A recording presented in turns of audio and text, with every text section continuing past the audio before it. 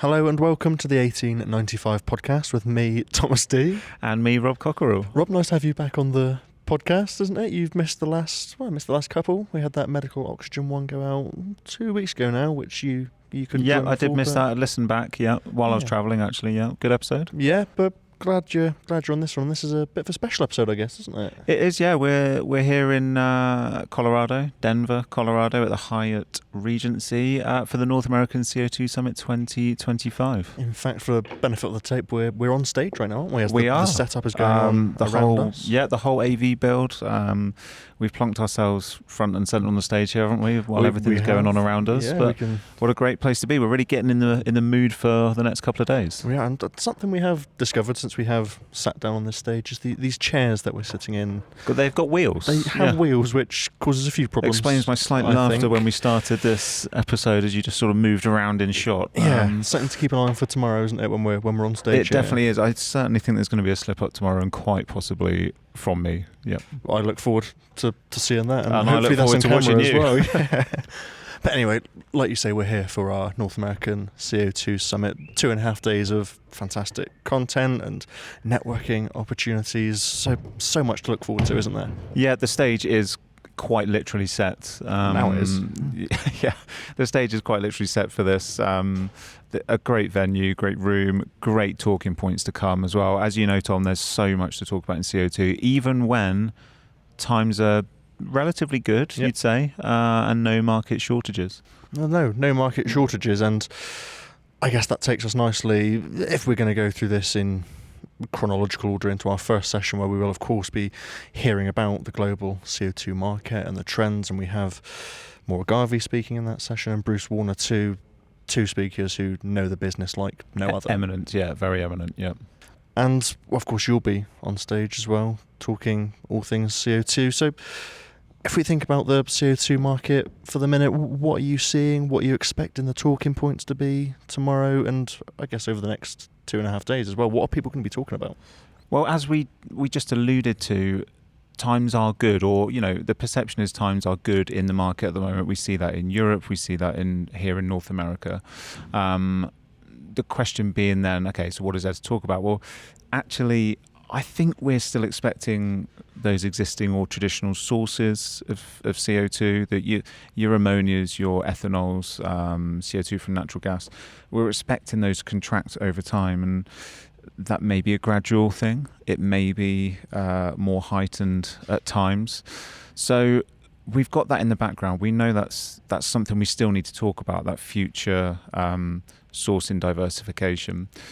Layered on top of that, we've got this evolving policy framework or regulatory landscape regarding carbon removal, carbon capture. Do you sequester? Do you utilise? We've got technology development, of course, that continues. I think we've got something which I'm sort of calling the hidden displacement risk as well. So while times are good at the moment, we know they won't always be. And what about that substitution? What about the alternatives that industrial R&D is trying to find, those substitutions to CO2? So I think that's just a few areas to look at, and a few areas that we'll be unpicking over the next few days here. And it'll be fantastic to hear that point of view from this panel going through. Like you say, the policy, we're going to be focusing on that a lot. This feels like a topic we've been covering now for the last few years, and is this something that we're not seeing much movement in fact? I think we have hit a bit of a stalemate in some of those areas. Not entirely. I mean, we've had those breakthroughs with 45Q, for example, this summer. We now see parity for sequestration or utilisation of that CO2 that's captured. So that's a huge breakthrough. But I think there's so many other layers of policy which are being or not being, they're evolving over time, and it's just a gradual process. We've heard about that before, haven't we? It takes time in the corridors of power to make these things happen and to see them realised. So yeah, I think there's maybe a stalemate to a degree. And we've perhaps reflected that in this event. You know, our agenda is a bit policy lighter this year than it has been for the last 2 years. we're focusing more on some technology breakthroughs and the new business cases in sustainability and clean tech. I think that's going to be very prominent at this event. In fact, our theme, of course, is innovating for a sustainable future. And also focusing a lot of time and a lot of our attention on those news sources. Carbon capture, for example, we've dedicated quite a few sessions or presentations to that, haven't we? So I think that's going to be a big topic over the next couple of days. I think it is, and we all know Jeff Holyoake of Tomco and, of course, the Catching Carbon podcast very well, and he's going to get into the nuts and bolts of how you actually commercialise that, which I think is a really interesting topic to get into. How many times do we hear about carbon capture, various presentations, various means of doing it? What you often don't hear is how you actually commercialise it, how you make the business case and make the money out of it, let's be honest. I think Jeff's going to do a great job of informing us about that, so I'm really looking forward to that. Session 2, I think? Yes, I think so. Yeah. So that will be a good one. And then, you've got loads of other business cases to talk about. I mean, what I haven't even mentioned is RNG, renewable natural gas. We're effectively talking about how we divert organic waste from landfills or incineration to produce scalable, low carbon, pipeline ready renewable natural gas. And then, of course, there's all that CO2 that's coming on with that. And from what I understand, that's a really hot area in the US right now, and is going to really build in the next 5 to 10 years as well. And when I say that, people always think, 10 years away. I think it's happening now and is really going to accelerate in the next couple of years. So that's a big area to look at. A lot of very solid CO2 capacities coming along with that. I think we've got fuel cells and data centers, and they're only growing, of course, they're only proliferating, and that brings a strong carbon capture potential and the sort of CO2 production to go into the merchant market. That's going to become more commonplace. So there's 2 other prominent business cases there to do with carbon capture as well.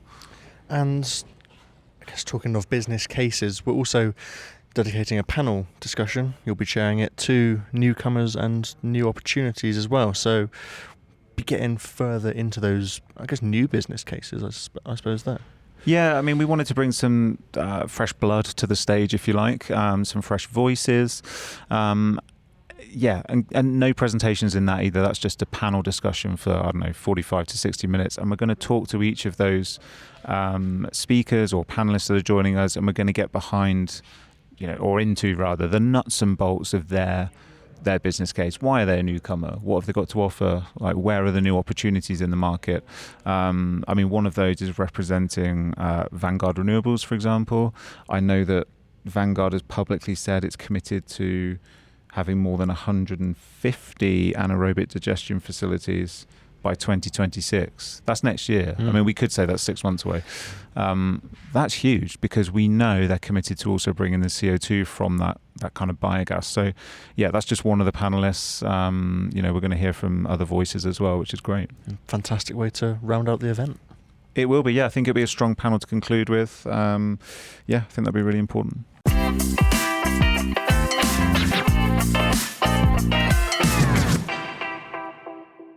And as we've been saying, we're still here on stage at our event, and these events aren't just about the activity on stage, are they? They're quite interactive with the audience. We have polls running, of course, on the gasworld website now. We have polls running too. Question of the day, yeah. Question of the day. We want everyone to have their say. So how does all of that data feed into this event? Good question. I think we definitely want to use that question of the day feature at gasworld.com. We're really excited about that. We want to use that in the run up to events, compare and contrast the reader views with the live audience views here. We've been doing polls on the event app for a few years now, haven't we? Yeah. They're really exciting and dynamic when you're here and you pull them up on screen in front of the audience. There's one live right now for anyone listening to this. There is about policy, I think, isn't it, that one? It's really exciting to see the opinions change on screen in front of you when you're talking about it. So we love that. Those polls we've been running, the question of the day, we asked a few questions in the run up to the event to see what the audience sentiment was. For example, we asked, how would you describe the current state of the North American CO2 market? Would you say it's stable, volatile, or evolving? we had 48% that were unsure or had no opinion. Mm-hmm. Perhaps they're not in the US. That's fine. The next biggest result, 17% said they acknowledged it's an evolving market. It's transforming by player, by policy and technology. A close 16.5%, not far behind, said it's a regional mix. It depends on the location and the sourcing strategy. 11% said it was volatile, which is a bit of a surprise. Volatile and saying there's supply disruptions and price fluctuations. Only 8% said they felt the market was stable, that it was balanced and there were no surprises. So it feels a little bit at odds with what we just said at the start of this episode, that things are calm. But actually you, Tom, we're here on the ground, well not here, but in Nashville this time 12 months ago. And we were told on stage there's no market shortages, the industry's done a great job of avoiding disaster, but you were getting kind of vox pops on camera with various people in the room across the 2 days that said, actually there are problems. I mean, it happens, doesn't it? We've known before for things to be steady, for things to be easy, and then next thing you know, we have a sort of speaker on a webinar say, actually, over here in California, we're starting to see problems. So it can switch just like that, and that's why finding these new sources and diversifying that supply and getting that security of supply is so important, and why we need to shine that light on it during this event. Yeah, we definitely do. And it does play to that 16.5% that said it's a regional mix. It just depends where you are and what your sourcing strategy is. Are you playing the spot market? Who knows? We also asked what's the single biggest risk to CO2 supply security in North America today. 18.5% of the vote said it's feedstock dependence on those traditional sources we talked about. 15% said they feel it's a lack of redundancy and limited alternative suppliers. 14% said it's down to regulations and permitting. And wow, we've talked a lot about that, haven't we, Tom? Yeah, we certainly have. We asked what new CO2 technology, process or business model our users, our readers are most excited about. 22% said it's CO2 to chemicals or fuels. 17%, can you guess what the next answer was? I couldn't know. It's CO2 from biogas or clean fuels. So that kind of circularity, that localized sustainable supply.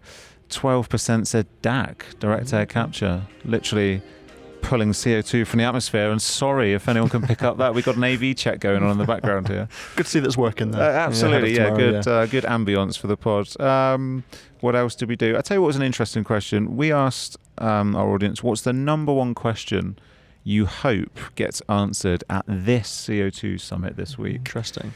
Can you guess what the number one vote was? Your laugh suggests that I'm not going to be able to guess this. Okay. Well, no surprises. The number one vote with 15%, so you've got to discount all of those that said no opinion, essentially. The biggest vote of 15% said they want to know, will supply shortages emerge or ease in 2026? Okay, so get your crystal ball out. Yeah, exactly. No shock there. We'll attempt to put those questions to our speakers across the 2 days, won't we, when we're sharing?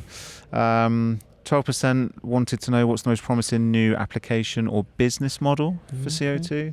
And then the third biggest part of the vote was, with 11%, how fast can new CCUS, carbon capture utilization and storage, infrastructure scale? So, interesting cross-section there. And we'll be recycling some of those questions on screen as well for the audience in the app here this week, so we can kind of compare and contrast those sentiments. Interesting to see how the audience in the room, if there's any correlation there between those at home voting in that question of the day. Yeah, absolutely. Yeah, testing 1 2. So.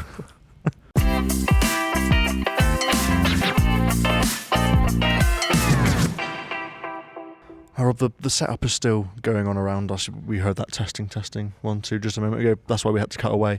But what are you looking forward to for this event? There's so much to look forward to. We've been here for a couple of days already, had a few fun days here in Denver, but what are you looking forward to? You're right, there is so much to look forward to, and we have had some great memories made this weekend, haven't we? Going to the baseball and various other things. Great stuff. I think I'm always looking forward to the talks, let's face it. I'm always looking forward to being on the stage. It's what 3 months since our Spec Gas Summit in Utrecht. While, actually, yeah. It feels longer, so it's nice to get back up here and get back into it and speak to everyone. Really looking forward to that. I think I'm looking forward to the audience in terms of the new mix. So we've got, more than 260 people coming to this event at the time of recording. Could be more on the door, yeah, they're still coming in. We've seen that today. And I think at least 100 of those are new faces to this event, which is really exciting, really, especially in a time of no shortage, we think, no major allocations, no force majeure situations. At a time when you would expect a drop-off in attendance, we've got a really high number still. And like I said, not quite half, but 100 new faces to this event. And where they've come from as well. We've got delegates coming from... Sorry, good AV check there. We got faces from the nuclear sector, the explosives and mining sector, the clean energy, clean tech side of things, oil and gas, natural gas, renewable natural gas, end users, food and beverage industry. Good representation from there, actually. So we've got stakeholders from across the CO2 value chain. So really excited about that for me. Yeah, and not to talk about this commercially, but so many more new opportunities for those who do attend or exhibit or sponsor, so many new people to talk to. Yeah, exactly. Connections, business cases, that's all going to be made over the next 2 days. And I just think that's, when that's fizzing in the air, I think that's really exciting. Absolutely. What about you though, Tom? What are you looking forward to? What speakers perhaps are you looking forward to? Yeah, well, you're chairing 3 sessions? Chairing 3 sessions, so heavy workload for this event. You've thrown me into this one. I know, given that because I your get to decision. sit down in the front. Exactly that. I think one of the sessions I'm really looking forward to is the dry ice session, being able to focus a whole session on that and the facts and the figures that Maura Garvey is going to give us there. And we also have Stephanie Vaughan of CMC Dry Ice, who's going to be on stage presenting.